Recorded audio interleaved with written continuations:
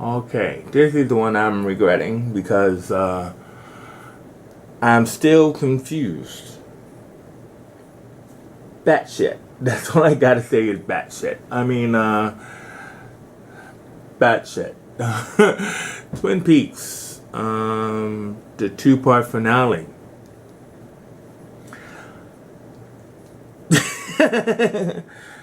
18 weeks that we waited to find out how this is going to end, and everybody also often believe that David Lynch doesn't have an ending. And as I think about it, a lot of people are saying that there were some loose ends that were tied up, and there were loose ends that weren't tied up. In the end, does it all make sense?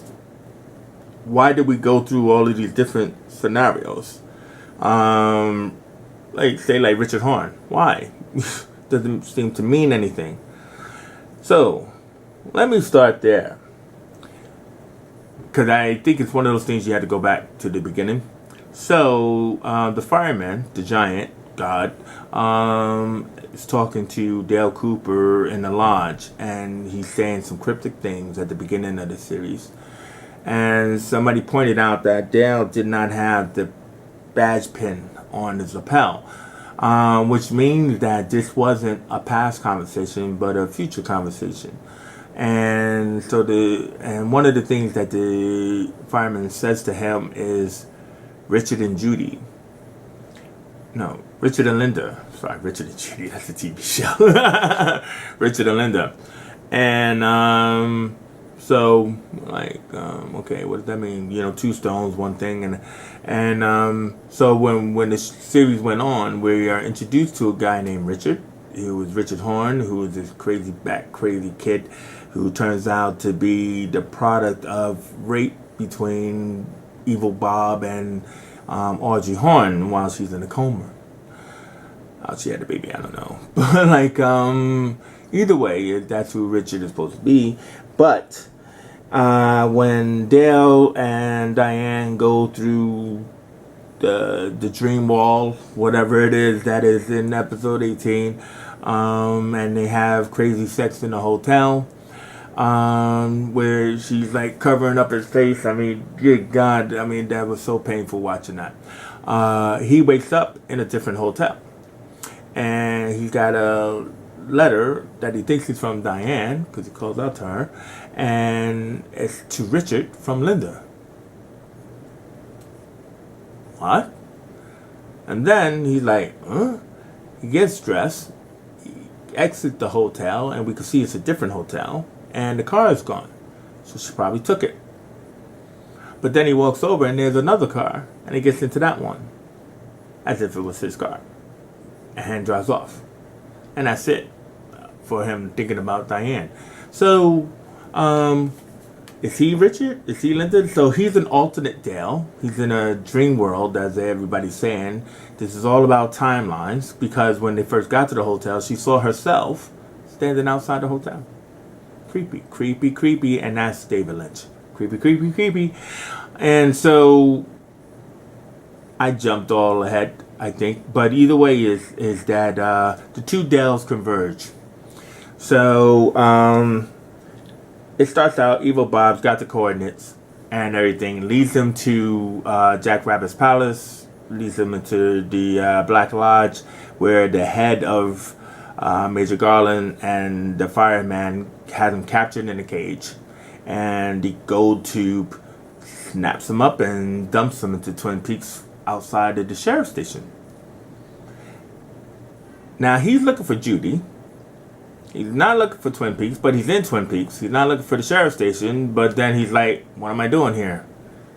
Okay, I'll go along with the flow. So then he goes in with a smile, even though he has those creepy black eyeballs and everything. And Andy's like, hey. And Andy's looking like a clown. I do not understand the eyebrows. What is up with the eyebrows? And anyway, so Andy's had the dream. He's been in the Black Lodge. So why is he not recognizing the two Coopers, and why is he not recognizing this is his evil Cooper? So he's moving all around, hey guys, look, Cooper's back, and everything. And drawings on him a little bit, you know.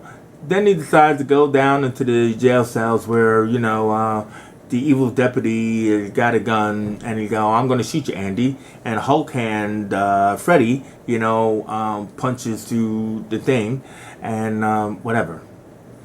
That made no sense. That whole thing made no sense. I mean, it was purely a delaying tactic to keep them in those jail cells for at least 2 days until the good Cooper shows up.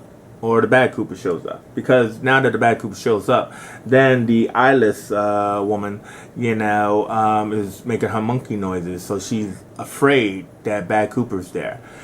So bad Cooper's there, and so he meets the sheriff's brother, and they sit down and have a conversation, and good Dale Cooper, contacts the sheriff. Hey man, is the coffee on? Because I'm coming back, guys. And everything. He's like, okay, you seem to be here and there. So of course bad Cooper realizes, because it's heavily overacted, that the cop is onto him and everything. Lucy knows that the cop is onto him, and she realizes it's up to me to save the day. Right? So Cooper's like, whatever, and so she shoots bad Cooper. So he goes down and everything. First time she shoots a gun, and then she says, I know what cellular phones are like. I don't get that. I didn't get that at all. And Andy's kind of like behind her in the same scene where he saw in his vision in a way. So he realizes he got to go down and get everybody to come upstairs. So I don't know why he realizes that. Maybe the eyeless woman, but everybody else, I don't know. Anyway, everybody's upstairs. Pretty much, this is one of those scenes where all the characters from all 18 episodes, in a way, kind of converge and everything, as the woodsman ghosts are, doing a blood sacrifice on evil Bob. And we know that this takes a minute. So it takes long enough for Cooper to actually arrive and everything. So he arrives just in time to see the Bob orb rise up out of evil Cooper. And everybody's like, what the hell is this? The Mitchell brothers, the Candy Girls, the Blue Rose FBI guys. Everybody's all there, all huddled in a doorway. I mean, David Lynch, what are you doing, man? You're an accomplished director, and you got all your cast huddled in a doorway, right? Watching this evil orb fly around the room. So here comes Hulk and Freddy, which I didn't understand how Cooper knew of him. I don't remember a scene where Cooper was told or premonitioned that, hey, there will be a guy named Freddy, Even in that speech with the giant, there will be a guy named Freddy. No. So he just goes, are you Freddy? And he goes, yeah, I'm Freddy. Then use that hand, whatever, I don't know. And then this is my destiny. And he starts punching the evil Bob. And it's not just one punch, it's several punches. It's kind of like David Lynch couldn't figure out which way it should be, how long it should be, this fight between evil Bob and Hulk Hand Freddy. You know what I mean? I mean, there's one time he punches the orb into hell, with an actual fireball and everything. Did I do it? No, you didn't, because here it comes again. Oh, no. You know what I mean? And they really had permission from Bob Silver's family, or Frank Silver's family, to use his face the way they did. But anyway, he does one final punch, splattering the orb, and then it breaks up and everything. And then all of a sudden we get the superimposed head of Cooper. As if so some people speculated that at this point, it's like Cooper knows, okay, my journey ends here, and I'm going to, go into the dream world. And the way I'm going to go into the dream world is by entering the room where I got possessed by Bob in the first place, which is 315, the Great Northern. This is the only thing that pays off, is that, with Sheriff Truman getting the key to the Great Northern room that Cooper had, we were always wondering, what does that mean? So Cooper needs the key, so it says, you got that key? Boom, he takes the key. And, the eyeless woman, who is she? So she comes over, and they touch in this kind of dream void that they're in, and she's revealed as being the real Diane, or another tulpa of Diane. So in that fashion is that, oh my God, Diane, Dale, you're Cooper. And then they kiss extremely long and passionately while everybody watches. I don't know what you're doing, David Lynch. But anyway, so like the whole deal is that so now we know the eyeless woman is Diane, probably the real Diane.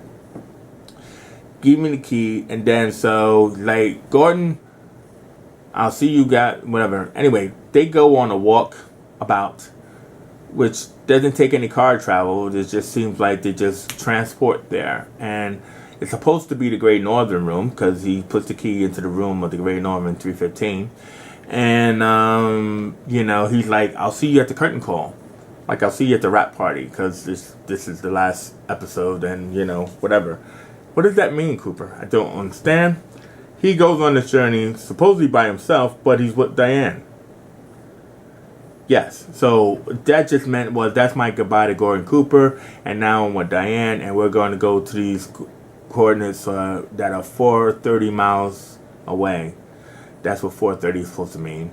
And so they drive, and that's when they had the weird sex thing. And then now Cooper's driving, and he goes to Odessa, and he goes to Judy's diner.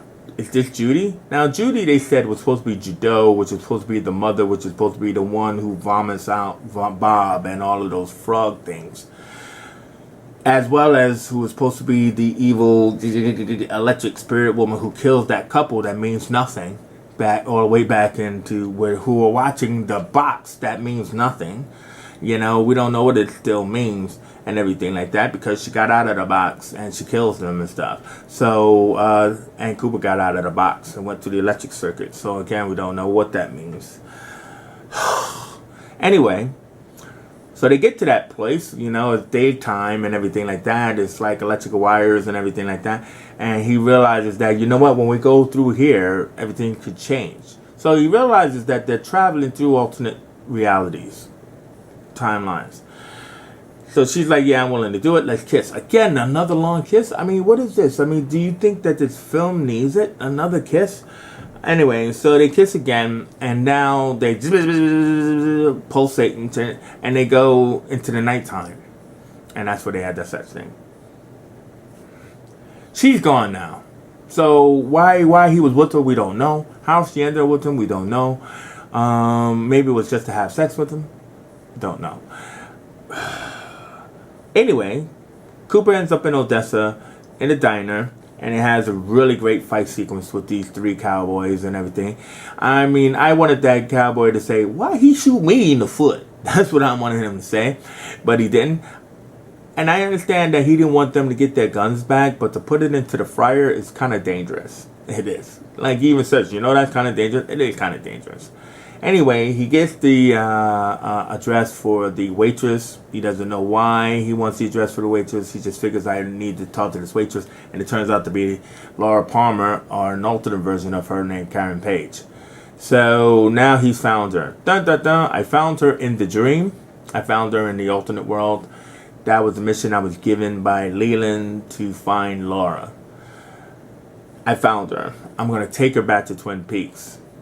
Now, she's kind of confused, but she's kind of desperate because she just had an altercation with a guy that she just shot in the head.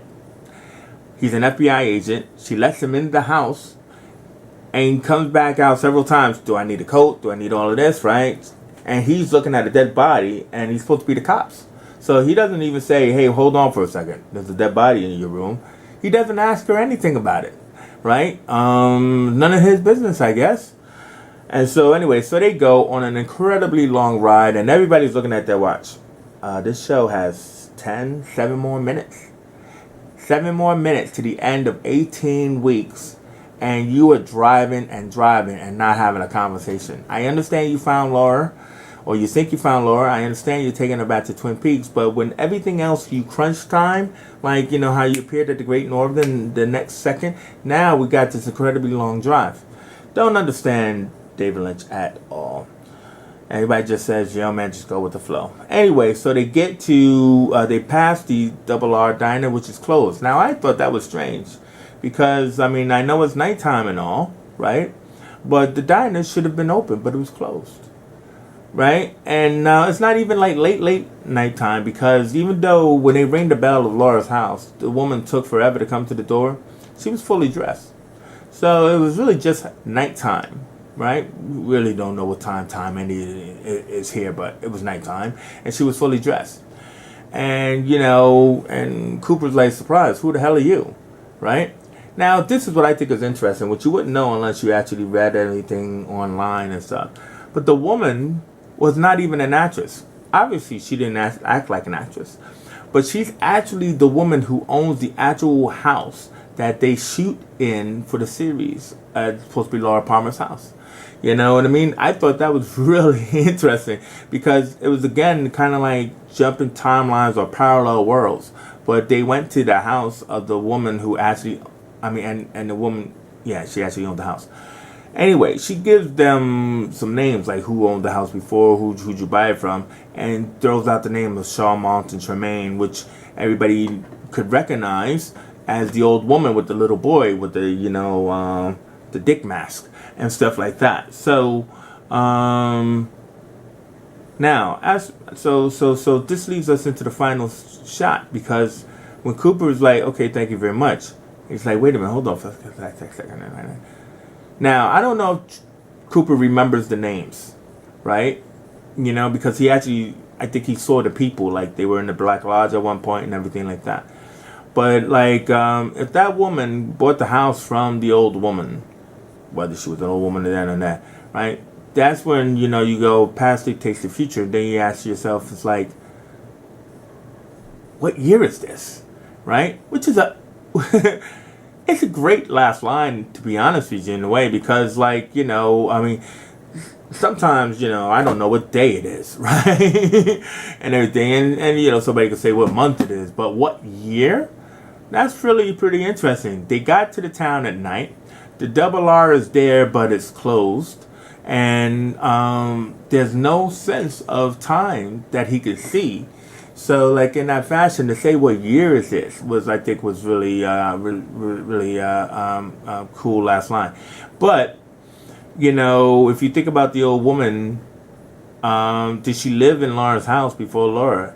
Makes a lot of sense, because the wallpaper is the same as in the Black Lodge, right? That red wallpaper. The woman was kind of ghostly, so if she sold that house to this woman could have been the one who sold the house to Leland. So, reason why she's not saying any names that Dale remembers is because they are in the past. But now that he thinks that, Laura hears an echo of her mother from the future, from when she did the night that she was killed, or the morning that she was killed, and the mother called out to Laura for breakfast.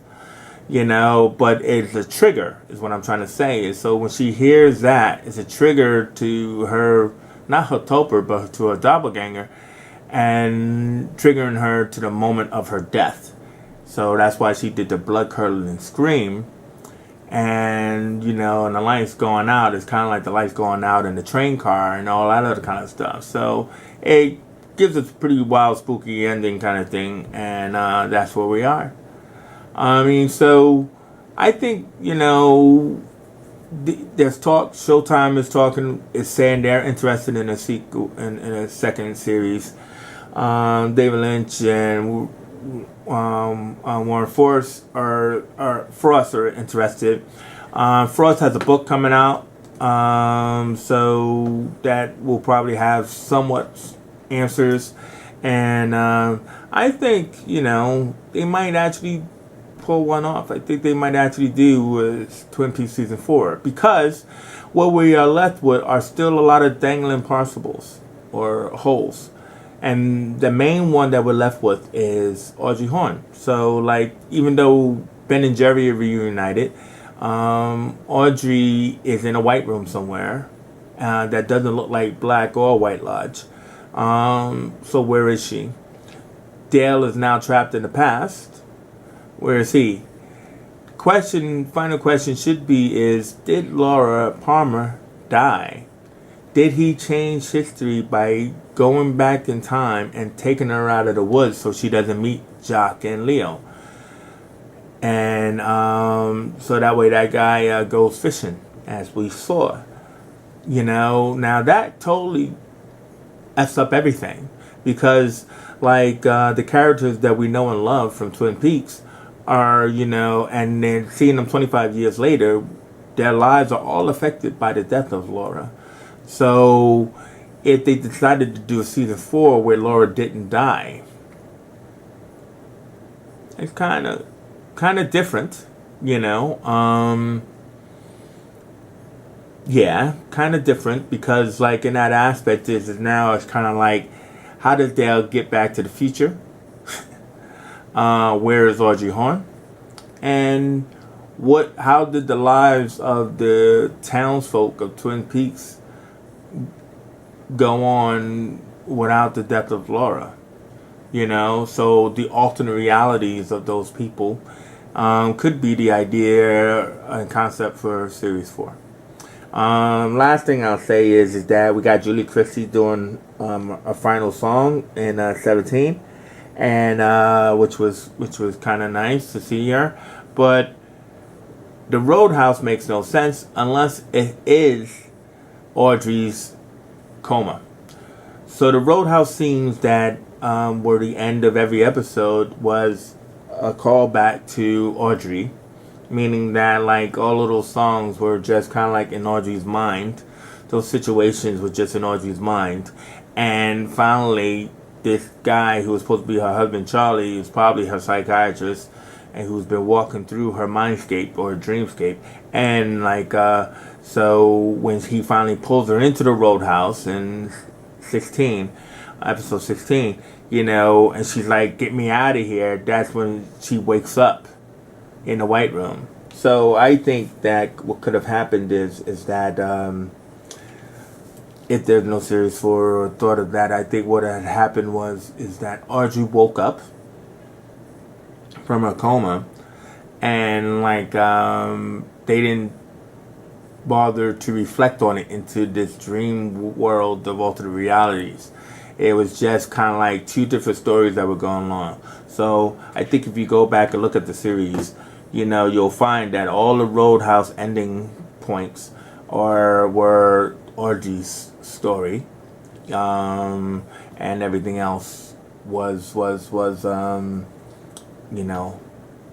Cooper's story or Dougie's story, and everything else like that. Oh, and that was a good happy ending for Dougie, by the way, and Janie and Sonny Jim. That was really nice, and everything.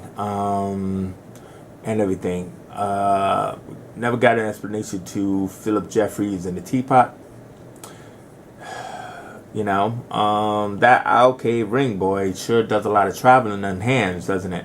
And everything. Evil Bob's dead in hell. Mike the Arm. I don't know. Maybe he asked Cooper a question: is this past? Is this future? Is this real? When you confuse the angels, man, you confuse everybody else. That's all I got to say. So that's Twin Peaks, man. For those who, I wouldn't say you suffered this summer, but I would just say, like, well, that happened.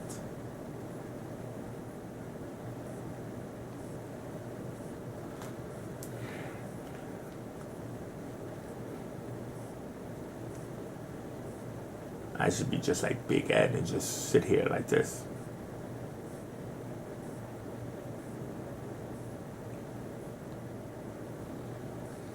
Roll credits.